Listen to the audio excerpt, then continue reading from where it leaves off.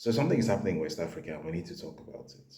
On January 29, as you may have heard, the three countries making up the Confederation of Sahelian States, that's Mali, Niger, and Burkina Faso, officially exited ECOWAS. A few days after that, the news also came out that the French military has also started its full um, exit from Senegal. So the military base Marichal, the military base Saint Exupéry, and military base Rear Admiral Protect have all been evacuated by the French and are now under the command of the Senegalese military. At West Africa Weekly, there are a couple of stories that we covered around this period as well, which I hoped would make probably more of an impression than it did in the public psyche. And I'll just quickly sort of list these stories out. So one of these stories was the launch of the new AES or CSS passports.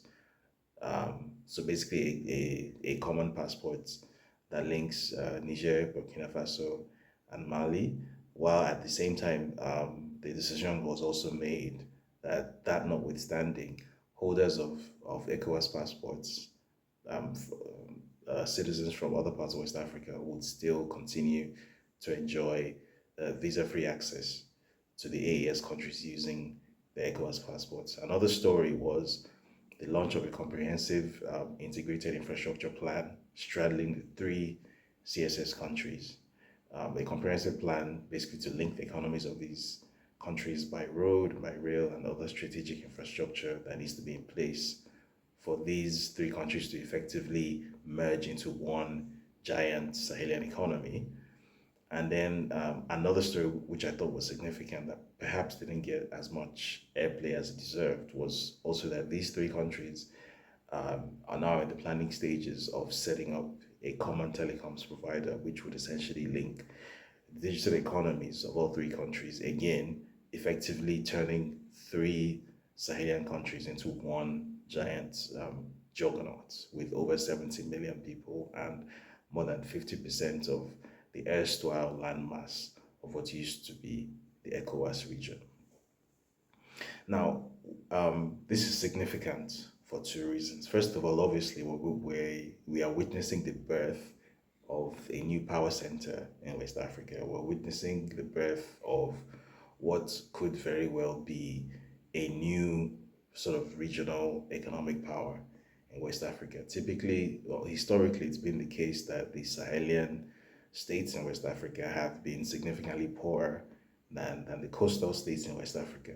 That could be about to change, or that is in the process of changing. There's a fundamental economic reordering that we are witnessing. And then the flip side of that is that we're also witnessing potentially the fragmentation of West Africa into sort of parallel political and economic blocs, which is something that absolutely should not be the case, and which is something that absolutely did not need to be the case.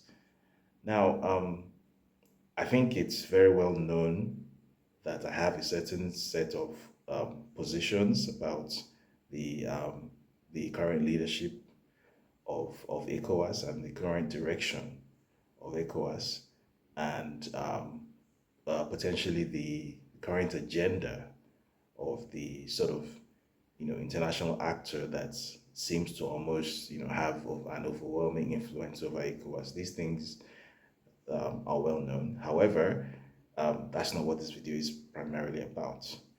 Why this is a concern that I thought needs to be flagged is that first of all, it is the case that we are witnessing this potential fragmentation of West Africa primarily because of the actions of ECOWAS itself. It was the actions of ECOWAS itself that led to the exit of these three countries from ECOWAS and that effectively created a sort of fragmentation in West Africa, which was against the very basic foundational idea of what led to the creation of ECOWAS all those years ago. Bear in mind, ECOWAS, as it was originally envisioned, was meant to be a free trade area, was meant to be a free movement area, was meant to be a customs union, and was meant to be a monetary union. So essentially, it was supposed to be to West Africa what the EU is to much of Western and Central Europe. That's what ECOWAS was initially envisioned to be. That has not been the case over the years. Um, and before I get to the events of 2023 onwards, I want to take this from a historical perspective. Now, um, for many years, I remember when I was a kid and I used to road trip around West Africa. It was the case that even though we were part of an ECOWAS, the actual logistical process of actually moving across borders was the most painful thing ever. And the simple reason for that was that the so-called ECOWAS passport wasn't actually launched until the year 2000. So for the longest period, ECOWAS was basically a free trade area without free trade and a free movement area without actual functional free movement across borders. This problem was finally or purported to finally be solved in 2000, which is about 25 years after the launch of ECOWAS, right? Why that is an important piece of information is that it sets the tone for how ECOWAS has always handled issues. At its best, it has always been an absolutely elephant-paced organization. Now, from 2023, however, it took on a more sort of dangerous dimension from merely being an elephant-paced organization that perhaps wasn't um, moving quickly enough toward the convergence goals of West Africa, toward becoming something potentially even that some member states considered, dangerous or inimical, not just to their individual interests, but potentially to even to the interests of the United West Africa or United Africa, which ultimately is one of the goals of the AU's Agenda 2063. And this was what led to the fragmentation of ECOWAS and then the break off of the three Sahelian states into what is now the AES or the CSS. Now, it must be said that it hasn't been all doom and gloom since 2023. Um, quite recently, for example, the new Ghanaian president, His Excellency John Mahama, the foreign policy body language that he has adopted toward the AES, where, if you recall, an invitation was sent out to the Burkinabe head of state, Captain Ibrahim Traore, who actually showed up at John Mahama's inauguration with much, the public attention that generated. And then even more significantly, in my opinion, the subsequent visit of the Malian Prime Minister to the Ghanaian capital and the sort of thawing, very, very visible thawing of diplomatic relations between Ghana and the Alliance of Sahelian States. This has been a very consequential foreign policy decision that I think isn't just in Ghana's interest, but it's in the wider interests of West Africa as a whole. And that is definitely something that I think the John Mahama administration should double down on. Now, having said that, um, it would be, I think, intellectually dishonest to try to have this sort of conversation without confronting the elephant in the room. And the elephant in the room is that the thing I've been referring to as the actions of ECOWAS that led to the breakaway of these three countries to pursue their own common interests. These actions of ECOWAS are almost entirely foreign-driven actions. They're actions driven by a foreign actor, namely France. Now, I know I said at the outset that this wasn't going to be a video about France, and this wasn't going to be a video about criticism of the current ECOWAS leadership. However, it's very important to put these things down for the purposes of ensuring that the true situation of affairs is very clearly communicated.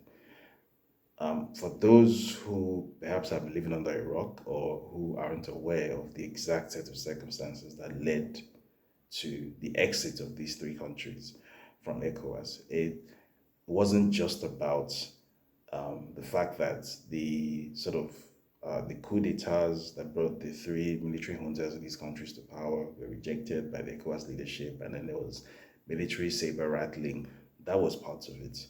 But the issue goes beyond that. The issue is more fundamental to, what makes up the very heart of ECOWAS. Now, as I mentioned earlier, it took more than just roughly 25 years for the ECOWAS passport to finally be implemented, something that was first envisioned in 1975.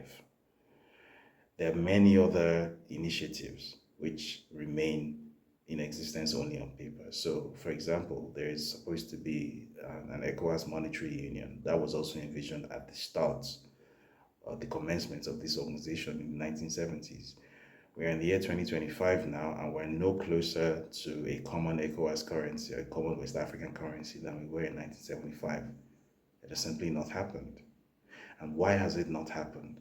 And why have so many other progressive plans that were envisioned by the founding fathers of ECOWAS? Why are these plans simply not happening? Why is there no movement toward these things?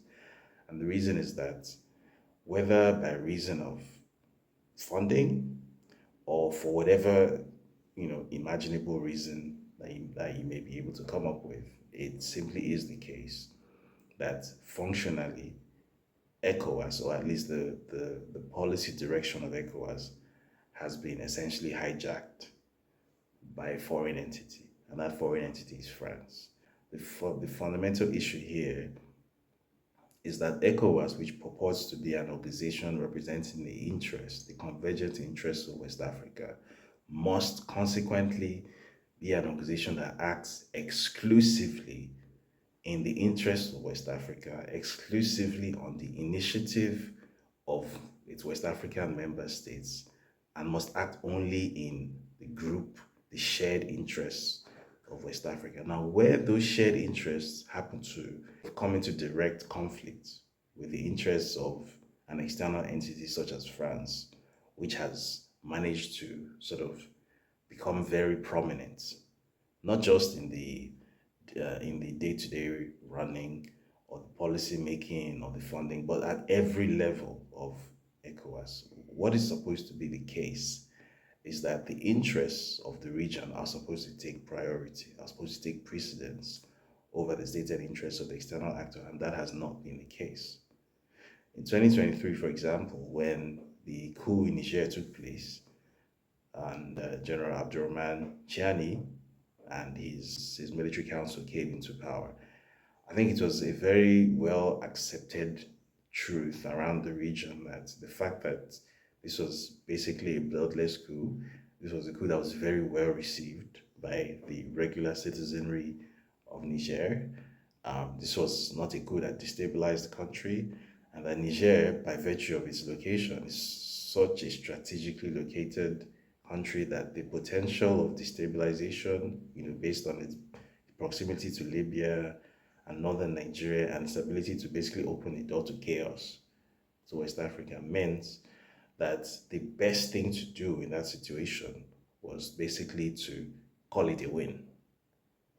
So whether or not one agreed with there being a coup to take out what purported to be a democratically elected government, the point is it was not in the interests of West Africa to interfere at all. It was in the best interest of West Africa to leave it as is. And yet, all kinds of moves were made, even up to the point of actively attempting a military invasion of Niger.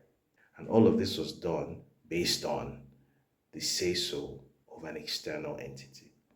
And that's the issue here. The issue is that the sovereignty of ECOWAS is central to not just the existence of the body, but the prosperity and the future prospects of the member states of ECOWAS. That's why ECOWAS exists. Where it appears to be the case that a foreign entity has effectively hijacked control over the prime institution representing the interests of West Africa, what would then necessarily happen is that either the entire institution gets destroyed, becomes a Tio Israel kind of situation, or a sort of rival organization, supranational organization, emerges to fill the space that has been vacated by an ECOWAS which is allowing itself to be puppeted by a foreign entity. And that's exactly what has happened with the emergence of the AES and the CSS. A lot of people, regular people in the region, still don't understand the significance of what has been happening. I still don't understand that this is not merely a political disagreement between heads of states. This is a fundamental difference in worldview between, you know, essentially we are the same contiguous civilization across West Africa, but um, one power block within West Africa, which is the ECOWAS power block, is um, almost sort of becoming content to be subservient to an external power which is on another continent.